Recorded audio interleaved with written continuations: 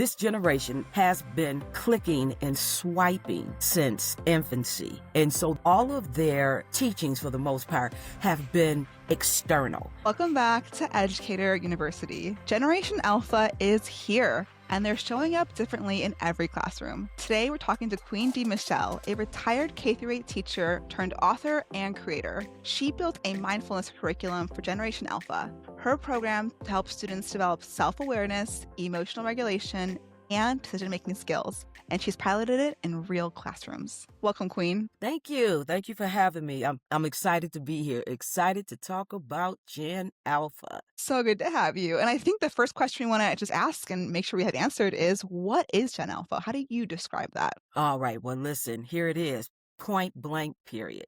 Gen Alpha are those individuals born between 2010 and 2024. The oldest of that generation just turned 13 last year. They are the children of the millennials and some of the X's that got in there a little late. They are the first generation to be born fully in the 21st century. And what that means is that they've been clicking and swiping since infancy. They will be the largest generation in the history of the world. And they are, get this, responsible for the conscious evolution of humanity. Think about this. Alpha. What is alpha? Beginning, right? Generation Alpha. They're a different breed. They are a different breed. Yeah, I will testify that to myself because I teach middle school right now. So I'm definitely having those alpha students right now. And I can say you're right. They are showing up differently in the classroom. So for those who may not have that exposure to those students, could you kind of describe to us how they're showing up differently in terms of their behavior or emotional states in the classroom? Well, understand this. This generation, like I said, has been clicking and swiping since infancy. And so therefore, all of their education or teachings, for the most part, have been external. It's always been external. Those generations prior, in a sense, hey, Sesame Street went off. Okay? Those programs went off. However, Gen Alphas, their world has always been external from the very beginning, and that makes them completely different from any generation that has come before them, because we were just getting into that era of technology, little by little, but they smack dab born into it. Like I said, imagine clicking and swiping, since infancy. Their world is completely external. Yeah, I So their think behaviors are, they connect to the outside world very easily. Someone said, and I love this, they are native. They are native to the technical world, the external world, whereas we're kind of like immigrants. We're immigrants and they're natives. They are natives. They are in platforms and in spaces free from parental influence. They are in platforms and in spaces that their parents don't even understand. And I get it. I'm not blaming millennials, because here's the thing.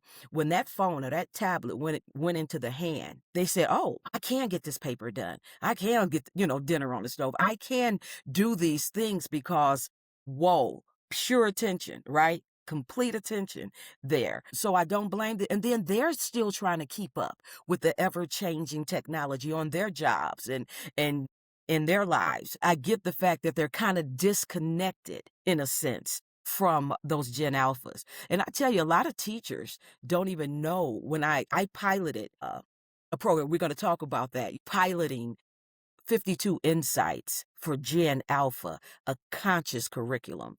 And it's in the framework surrounded by social and emotional intelligence. Okay, and we'll get into that.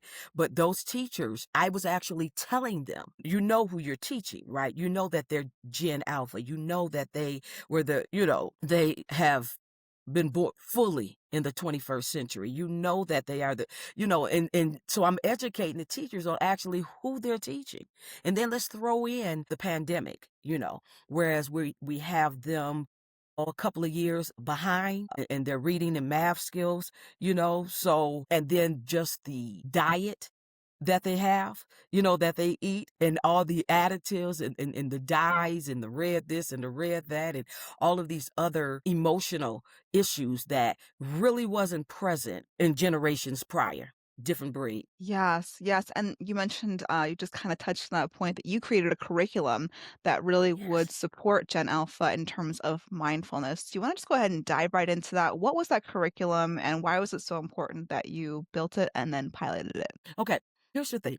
The curriculum, 52 Insights for Gen Alpha, a conscious curriculum, focuses on self awareness through activities that foster mindfulness, self management, relationship skills, social awareness, and conscious decision making. See, that's pretty much the SEL, the social and emotional learning framework. 52 Insight promotes a self directed internal, and that's the balance that's lacking with them.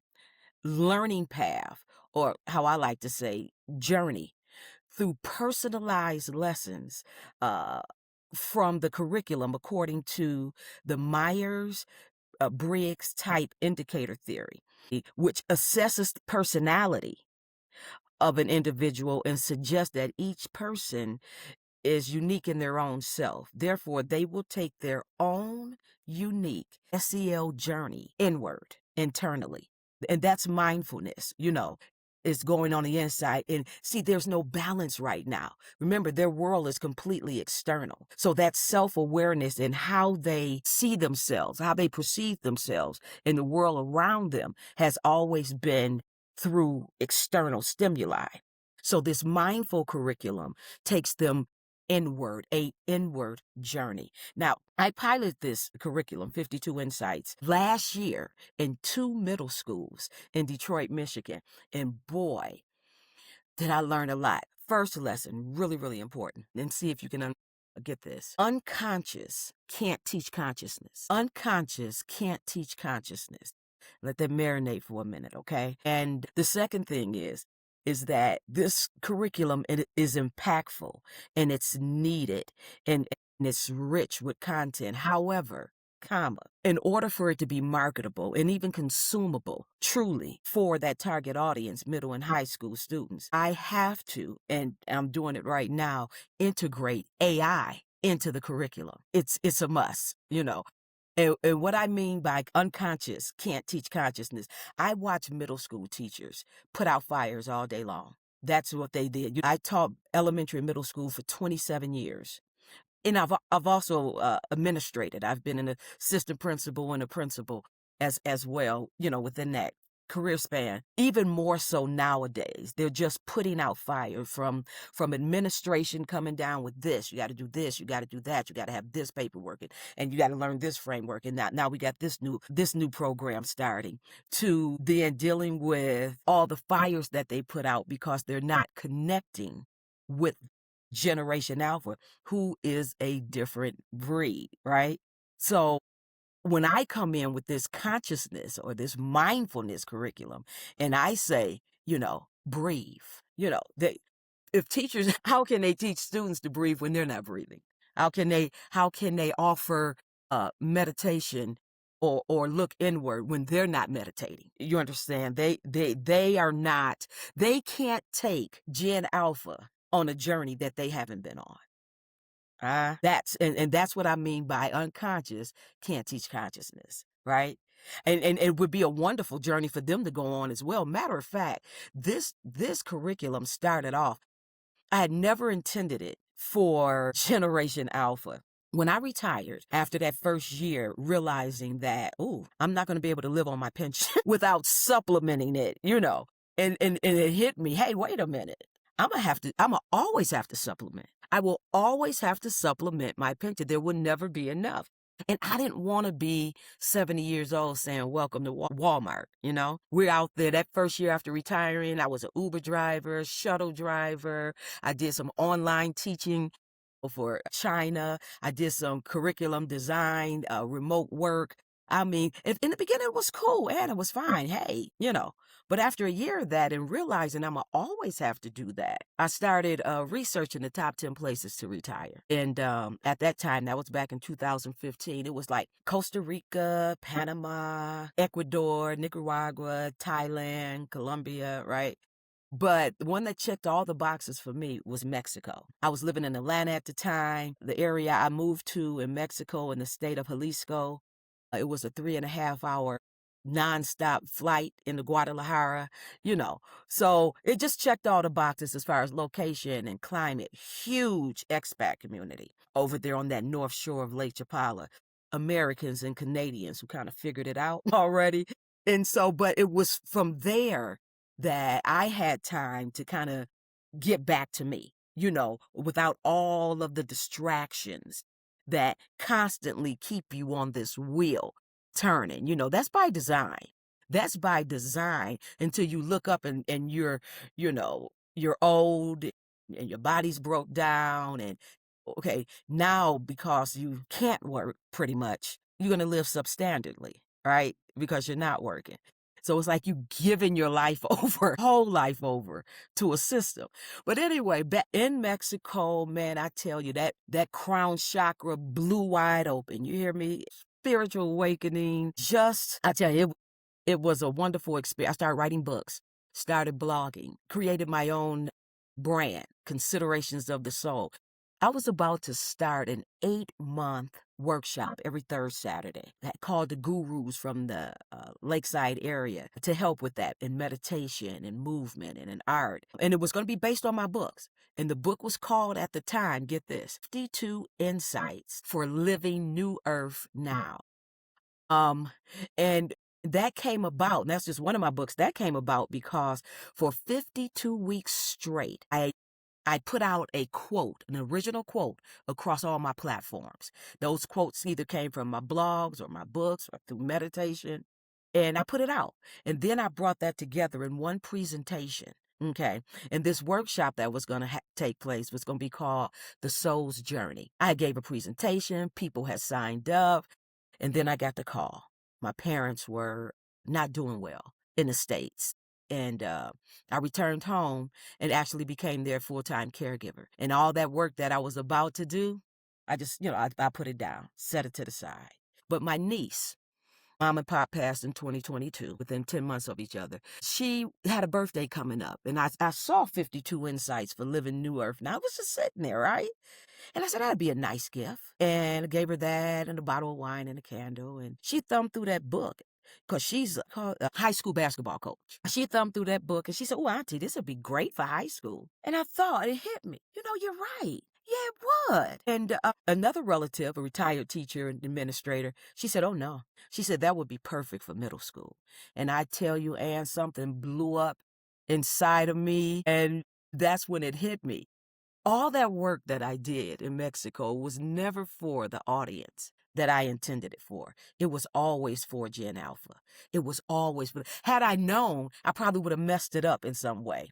But it is pure and rich and impactful in its content. And it takes them, like I said, now that I'm taking this course on how to integrate AI into the curriculum, there's something called adaptive learning. And adaptive learning through AI takes them by design on their own path and of learning. So this SEL curriculum, when they take that Myers-Briggs test, in the beginning, now they're equipped going on their own internal journey just for the balance of the external. It's so extremely important. When I was in school, we had classes like home economics, auto shop, carpentry, those things that kind of got us ready for the world in which we were going to be in. See, but there's nothing for Gen Alpha that kind of help them for the world that they're getting ready to. We're not going, you know, but they are. And I think it's our responsibility to equip them or at least balance out the external and equip them with the tools necessary to navigate their world. Yes, and I agree. I think that they really have a unique experience in that they were born with an iPhone, potentially, like, not in their hand as a baby, but they were born when it was available, you know? And I was telling my students a while ago, I'm like, "Yeah, back when I was young, I remember in high school we got internet, and it was like it would dial like, "Da-na," and it would cut off the phone line if it went on, all that. Right. And they just could not Yeah. understand what I was talking about. They're like, "What are you See? talking?" I'm like, "It's such a different experience." The internet was such a limited experience, and so I think when you're just what you're saying about having this, a lot of external stimulus, I had never thought about it in that way, and that because of that external stimulus, they're not developing potentially all the inner world. Like, for example, I remember as a kid, we did a lot of imagination games because we didn't have a lot to play with, right? So a stick became a magic wand or something, everything became Mhm. something imaginative. So, yeah. Right, right. Yeah. Exactly. And they lack that social and emotional intelligence, that would come from mindfulness, those things that help the and what I did with 52 Insights was create a lesson plan for each one of those quotes. You understand? So now, there's a quote, and then the, the page next to it, there's a reflection page that will or that will send them in to a video, to an audio, or exercises and practices for that week. It's 52 weeks. This is actually like a program. So a quote a week, a deep dive into that quote for the week with exercises and practices that, again, this only helps them navigate that external world. And it's very important. See, what we were caught up in, and what has happened to us, and see if you can agree with this. People, and Gen Alpha included, over time, have attached and identified with the stories they've been told about themselves from their families and communities, but much more for Gen Alpha through what? External stimuli. Those attachments mainly for Gen Alpha are external because they've been clicking and swiping since infancy, became their belief systems, which determine how they perceive themselves in the world around them. There is no balance between their external and internal world, which has caused a lack of social and emotional growth and development. They're a different breed, and we're not equipping them with that very important part of themselves that they'll need to navigate their world. Okay. Yeah. Yeah, I'm kinda curious about your curriculum. You mentioned that you piloted it in Detroit schools, middle schools, Yes. and I'm kinda curious, what did it look like in the classroom? You mentioned it being individualized. Was it some kind of online test, or was this kind of a whole classroom experience? Now the tests that Myers Briggs, all that has come um, mm, after realizing that I need to integrate AI into the curriculum. But it did not start off what it looked like in the curriculum. I mean, in the classroom. And this is the book uh, for them. And notice, like I said, there's a quote on one side, and then this page right there sends them through uh to a deeper dive of that particular quote for the week with different exercises. And the teacher would I trained them pretty much um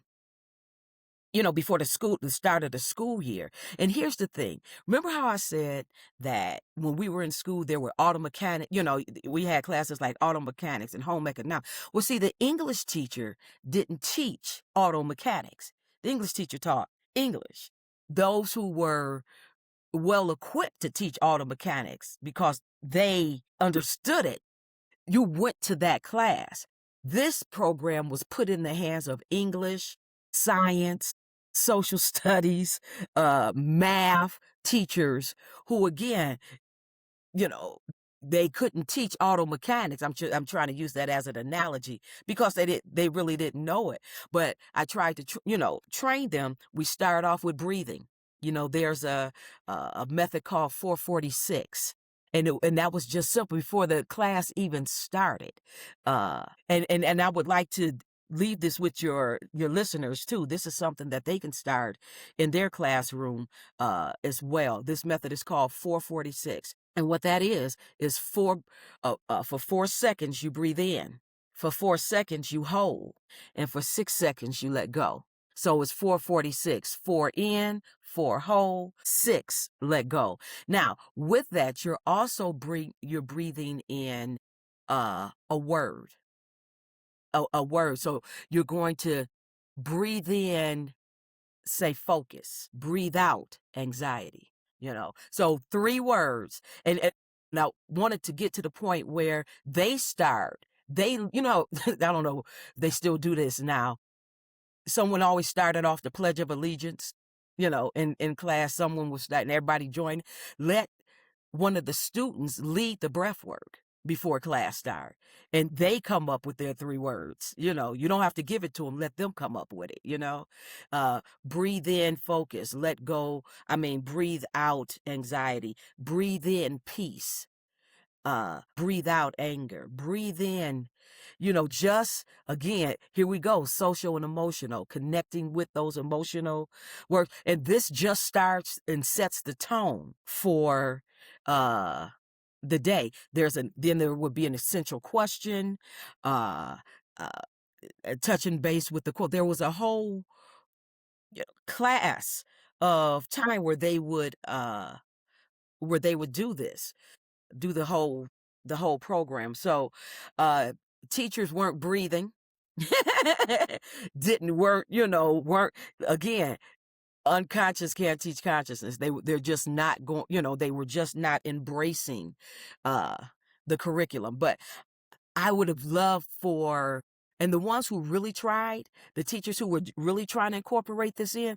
was like the art teacher, the music teacher, So I see where this needs to be a class that they go to, and not Mm. part of um content, the math, social studies, not the content teachers, but this is a program. This is a year program. This is something that they can go to. Uh, like we had classes that we would go to, prepare us. It's just a class. And I see the vision of that now.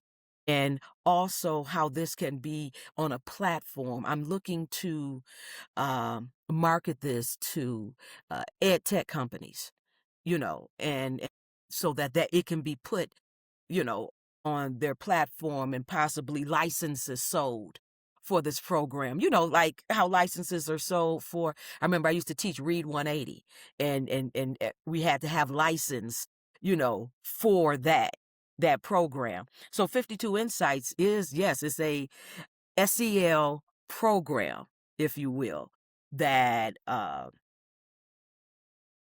just envision a class that students can go to, or even just homeschool parents who are homeschooling, you know, why not take this journey with them? It's just that enlightening. It's just that impactful, uh, to take that journey.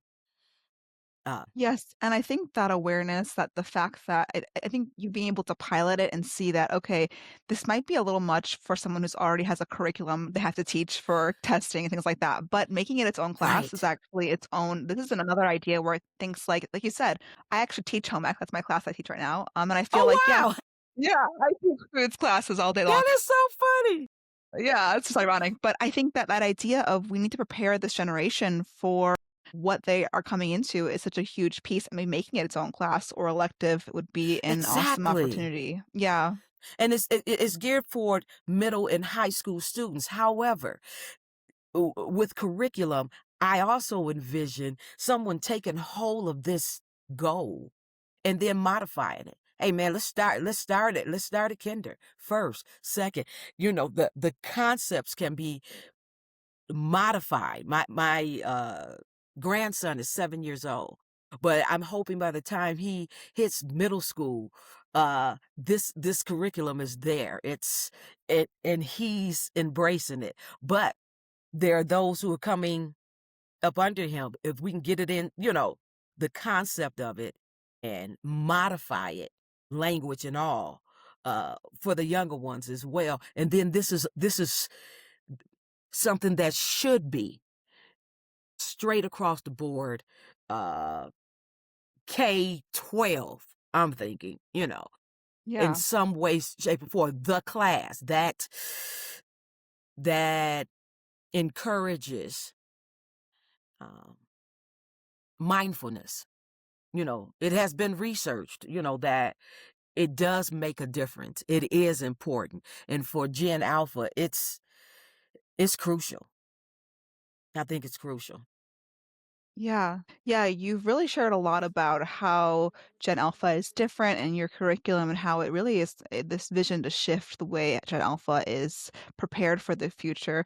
I'm kind of curious if a teacher's listening right now and thinking, I want to help my students, but what do you have? Like, do you have ideas or practical things they could do maybe tomorrow in their classroom that would help them to, in a small way, help their students? Yeah. And thank you again because I get to bring that up. I tell you, I would love to see them uh, try or initiate 446. Just that at the beginning of class. That's just now. See, that's something that any teacher can do across the board. Is just, and if they would even do it, themselves, because when they're going in, holding and blowing out, and you do it 3 times, John, it sets the tone, it centers, it shifts the energy in the classroom, and of course, maybe take those first um 21 days, 3 weeks, and you give them the words, you know and what do you want? And it depends on the teacher in the class. What do you want them? What are the 3 things you want them to have within while they're in your classroom? You want them to focus. You want them to be peaceful. You want, what are those 3 things? And what don't you want? And I tell you, if you get a whole classroom breathing and in that word and breathing out the other one, I'm telling you, it will shift the energy of the classroom. Just that little practical 446 method. I encourage them to try it. If you do anything, they say, for 21 days, it becomes habit. So take the next 3 weeks. I mean, today is Friday, starting Monday, already have your words that you want. And just at the beginning, hey guys, we're going to start something. I want to try something. And it's called 446. It's a 446 method. It's has to do with breath work, just breathing, right? Teach them that, and and it may be corny in the beginning, but I tell you, watch within that first week, and then by the time, like I said, you do it for 21 days, then when class start and they know they're getting ready for 46, say, anybody got 3 words they want to give today? I got 3. Okay, you take us in. Take us in, center us.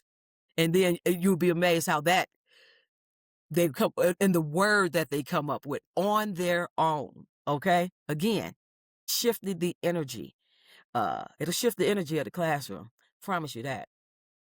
Yeah, I'm kind of curious too in terms of teachers' well-being. Have you ever used this? You mentioned you were administrator with your staff or things like that. Would be good for staff to use this breathing technique Uh, together? this is what yeah, this is just something. And again, the, the teachers were, especially the content teachers, the electives, they were into it. But those content teachers, I mean, from the time that bell rung and the kids was in there, they were putting out fires, you know. So they didn't embrace the breath work in order to lead the kids into embracing the breath work, and then so I saw it. I couldn't make them do it, you know. It was only it was a pilot program, but they didn't. They were like, I got this to do, that to do, this to do, that to do. They like I said, from the time that bell rung, they were putting out fires. It's They couldn't really even hard. get through attending. I Yeah, know. I I think what's saw really hard. it. So before teaching foods, I actually taught language arts for majority of my career and also ELD, ESL. And one of the things about that area of teaching is there's just a lot of pressure on you as a teacher because I teaching students how saw to it. read or math, it's a lot of pressure. I Yeah. saw they just didn't get they couldn't give it. They No, wouldn't get they're maxed they out. weren't. They're maxed out. Yeah. Exactly. That's how Yeah. come, and that was one of the big things I learned. This can't be uh like I said, the content teachers, this has to be a class. Now that teacher who's teaching this, watch how see her class when they come in. They all, they would already know. And it was a struggle to get the teachers to just even try it. To just, they wouldn't uh yeah. So I mean, even if the principal like at the teachers meeting, how about if the principal did that? you know, at your meetings. And then it's because maybe it has to start from up there down. But they were very resistant. They were very resistant uh, to doing just that little simple practice.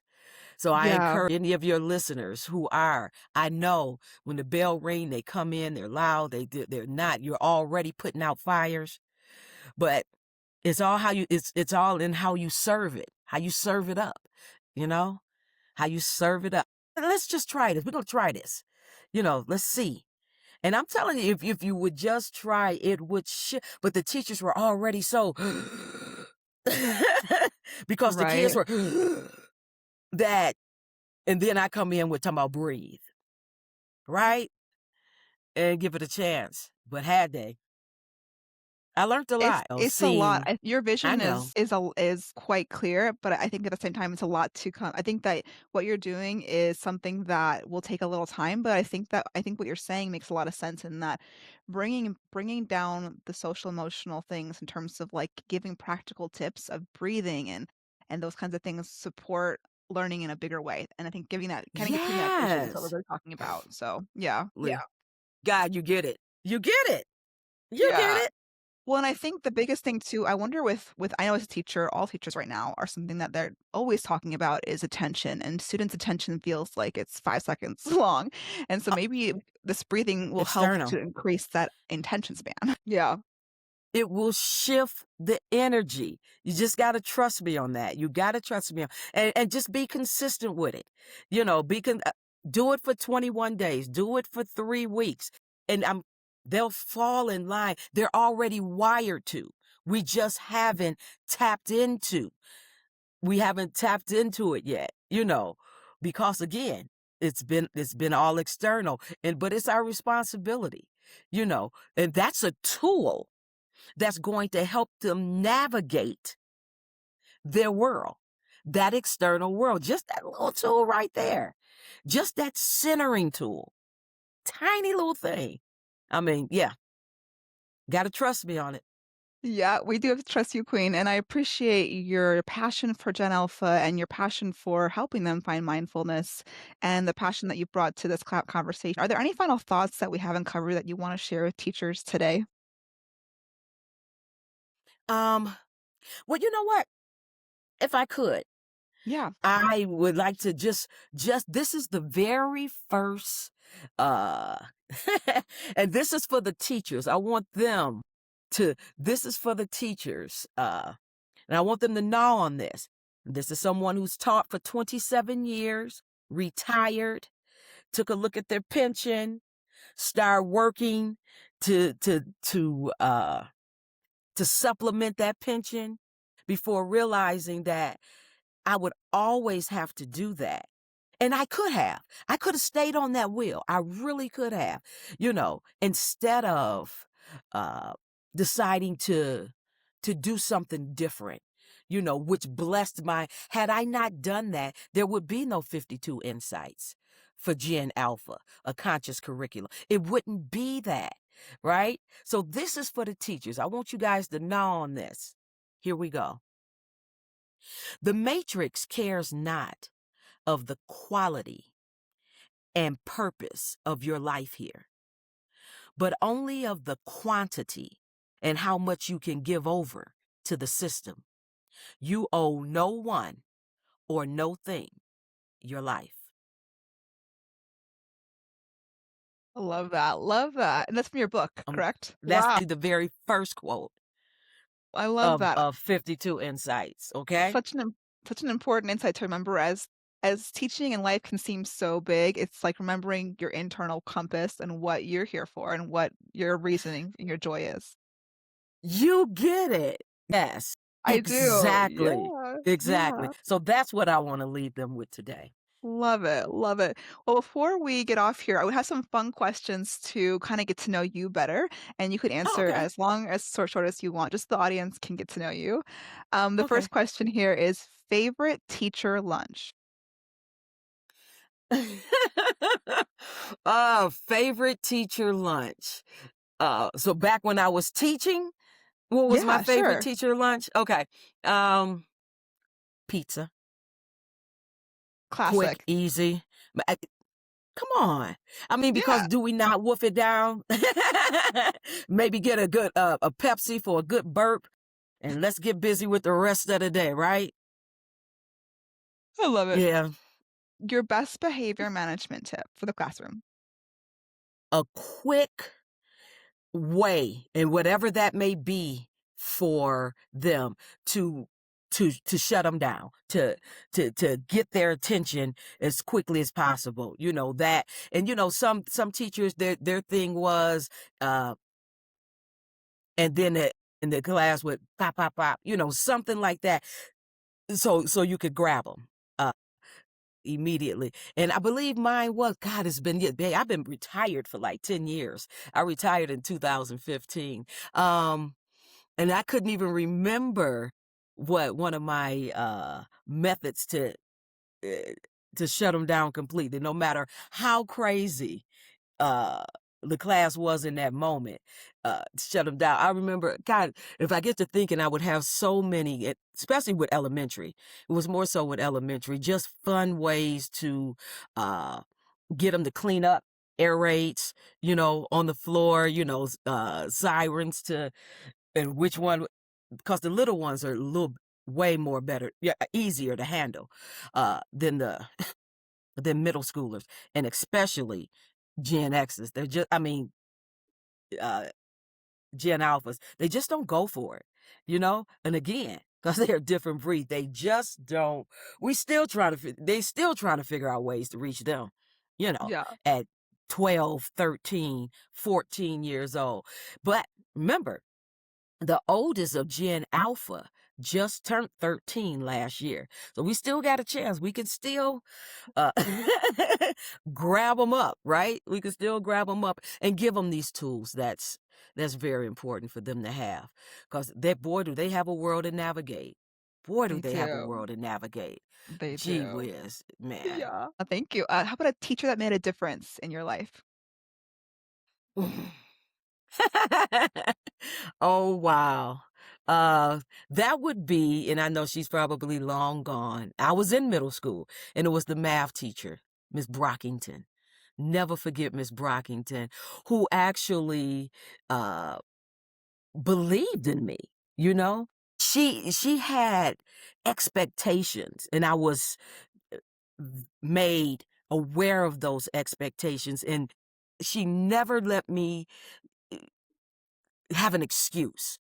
She never let me, I couldn't pull anything over on it. Nothing worked. She wasn't going to feel sorry, pity, none of that. Uh, she believed in me, which in turn made me go, well, yeah, okay, I can, I will. And I did, Miss Brockington. I love that. And Yeah. last question here for quick questions is last lesson that you taught. Uh, I taught a first grade class. Was my the class that I retired on. And here's the thing: I retired with 27 years. I was going to go for 30, 30 and out. I retired early. I retired at 52, and I was going to do 55. 55, 30 years and out. But I'm telling you, that 27th year, that first grade class, and the 3 years looking to go to 30 seemed like an eternity because of that first grade class. Um, It had got I don't have any really great memories from that first grade class, just how hard it was. What was that? I think it was Common Core. The Common Core curriculum had come in, and that was the standards now. And, you know, meaning that even if I put up a bulletin board, I had to put up the standards that went along with that bulletin board, and I had to make a comment on each one of the the the things, just ridiculous stuff that had nothing to do with, you know, the core teaching, in the classroom, just the fluff of it all, because administration said that this is what, because they came down on administration, and administration came down uh uh on the teachers, which just really turned me off. I was kind of done. That I wish I could tell you the last I taught, first grade was the last grade I taught, but I couldn't even tell you what the lesson was. I was so ready to go. Yeah, I we've was all been there so sometimes. Yeah. ready to, oh my goodness. I remember um this first grade student, he stood up in class and he said, "Shut up, B," right? And yeah, first grade. And my administrator question she had to me was, "So what was it that you did that would provoke him to want to You're like, "What?" speak out like that?" What is your problem, right? My gosh, how ridiculous. How It ridiculous. was time to go. But then Yeah, again, we're all here to have our own journeys, our own lessons, our own experiences. I believe that the universe is perfect. And had I not retired, at 52, and then, done those other jobs, realizing that I would always have to do that, and then move to Mexico, and had that awakening, and became that author and that blogger and that creator, so I'm with it. I'm glad, because certain things force you into uh your purpose, yeah. And what happened was too, I get to combine my skill set with a passion of mine, and then put it back out there for the world. You talk about being lit up. Yeah, I'm lit up, and I wouldn't take any of those years back or any of those experiences, it was all for the good. I It was appreciate all that for the good. positive perspective. Yeah, especially for those who may be going through a hard time, it's good to know that, we can look back hopefully and see the positive in it. So You will, I promise. thank you so much, Queen, for coming on the show and sharing so Well, much thank about you Gen for Alpha and having also me. your story. Yeah. My Thank audience you is for going to want to having me. probably get a hold of you. So where can they find you? And I will also link it right below this video. Oh, okay. Now, along with uh, creating that curriculum, I also started a nonprofit organization, and it has to do with my trip to Guinea-Bissau, West Africa. I started a nonprofit that came out of that. And the nonprofit's website is FULA, FULA, American, FULAamerican.org. Now, they go to that website, they will be able to click on the 52 Insights. It's a tab there, gives them a little bit more information about 52 Insights. And there's also a tab for my books, different publications and things that I have out there. And there's a blog on there called, get this, My Soul's Journey Home.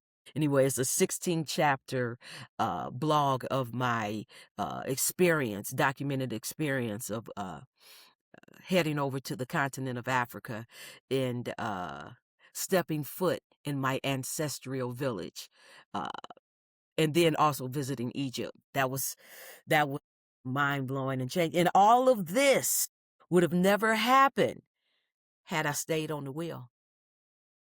And I could have. And here's the thing about that, and I'm going to be done with it. I I could have stayed on the wheel and done that, but I only would have been working to pay bills. You feel me? I would have worked, pay bills, worked, pay. There would be no weekend getaways or fine dining or concerts or anything like that. I would work, pay bills, work until I couldn't do it and couldn't work anymore. Then I would live substandardly because I wasn't working. So again, remember, you owe no one or no thing your life. You know, give them the time like you're giving them, but don't stay on that wheel. And what a Don't stay great on way that to kind wheel. of culminate this conversation. What a great way to kind of think about as teachers thinking about your own mental health, listening, kind of thinking about that as well. So thank you so much, Queen, for being here today and looking forward to hearing from the comments on what everyone learned today. Thank you so much for having me.